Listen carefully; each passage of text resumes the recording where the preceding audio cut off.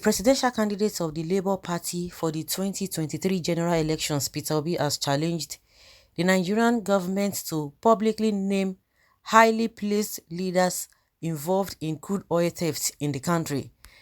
The former Anambra State governor on Wednesday on his verified Twitter page said he was struck by the news reports linking top Nigerians to oil theft. Obi noted many highly placed Nigerians have also been linked to financing insurgency and Boko Haram, adding that he wonders when the government will summon the political will to publicly name such persons.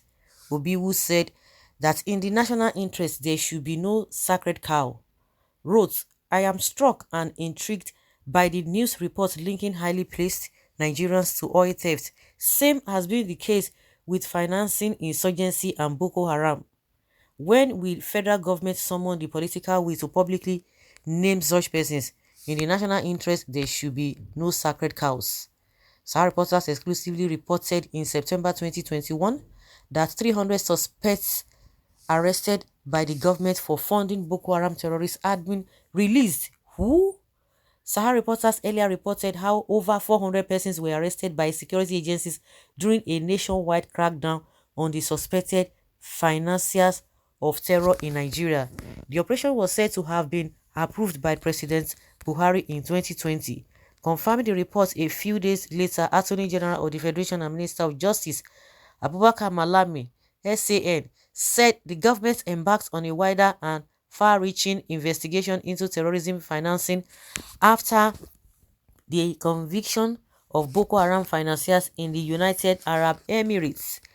But Malami later said his office had reviewed over 1,000 case files, out of which 285 had been filed before the Federal High Courts. Malami was reacting to public criticism over the secrecy surrounding the identities of the alleged financiers of Boko Haram, as Buhari's government has shunned all calls to name the terror sponsors.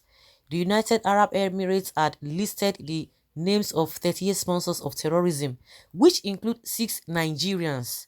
However, sources told Sahara Reporters that while Nigerians were clamoring for the identities of the terror sponsors to be released to the public, Malami had already facilitated the release of many of them after collecting bribes from the most powerful ones among them.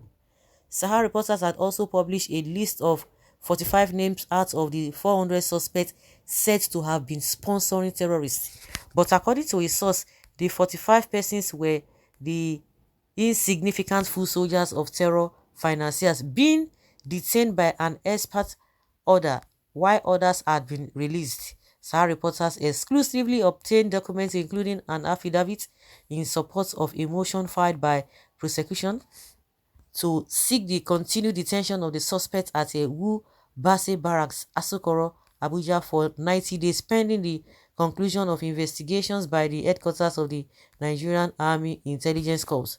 The affidavit deposed at the Federal High Court registry by a litigation officer in the office of the Director of Public Prosecutions of the Federation said the suspects were arrested by troops of Operation Lafia Dole in Kaduna, Kano, Niger, Borno, Lagos and Zamfara states in relation to terrorism activities in the country. Ongoing investigation revealed that the suspects have links with the Boko Haram terrorist group, that the investigation is advancing and suspects have access to legal practitioners of their choice.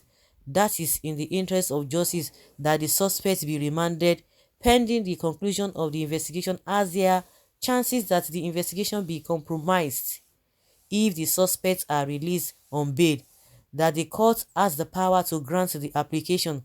Those detained, as earlier exclusively published by Sahara Reporters, include Saudi Ahmed, Ibrahim Sani Bello, Mustafa Adamu, Abubakar Sadiq, Gaba, Hussein Adamu, many like that. There are so many.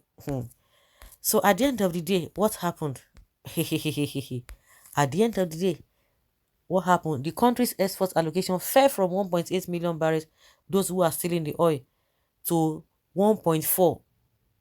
That's about 400 barrels. A loss, the minister said, could cripple Nigeria's economy. This is because the thefts are occurring in communities that host the oil pipelines, Siva recently told Imo Governor Hubu Zodima. As a result, it has become necessary to engage stakeholders, particularly host communities. Okay, Peter Obi is asking that they should release the names of those people. It's not as if they want to go and do investigation. They already have the names. They already have the names. And for daring to do this, you know that most of the people who are involved in this, they are from the north. Majority of these people are from the north. And unfortunately, some of the so-called southern politicians, they are aware. All of them are keeping quiet because they want votes. Because they want votes. Can you imagine? Falana has cried many times. They will not even answer him.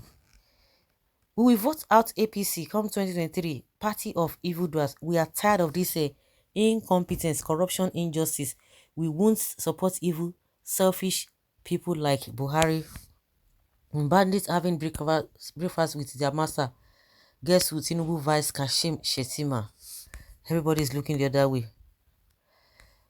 Well, with this request, Peter Obi won't even smell Aso Rock. Even if he wins 2023 election, northern politicians don't even want to hear about this, because if it happens, you will know those behind Nigerian predicaments. They are the same people parading themselves as presidents, governors, senators, and ministers.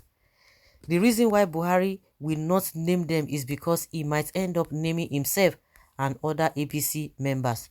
When it comes to issue like this, Mr. President always proves adamant. Mr. Obi should therefore stop wasting his saliva, because he won't do nothing. This is why they are fighting tooth and nail to keep Obi away from being president. They can't even name themselves. Despite everything, some hungry and poor Nigerians will vote these thieves. They will vote them in, they will defend them, they will support them, they will do everything within their poor state to defend them. The poor people too. It's like shooting themselves on the leg. They will never do that. Buhari's regime is from pit of hell. How can I go to police station and report myself for stealing? It's not possible. It's not possible. Who tell you that government is not aware? Who are the governments if not them? Can a thief arrest and prosecute himself? No. Do you tell a thief to call himself a thief in public? He will not do that. That's it. He won't do that. That means we are in for greater shock. If Atiku enters there, if Tinubu enters there, it's business as usual. There's be no difference at all. So guys, it is what it is. So let's hear your opinion on this.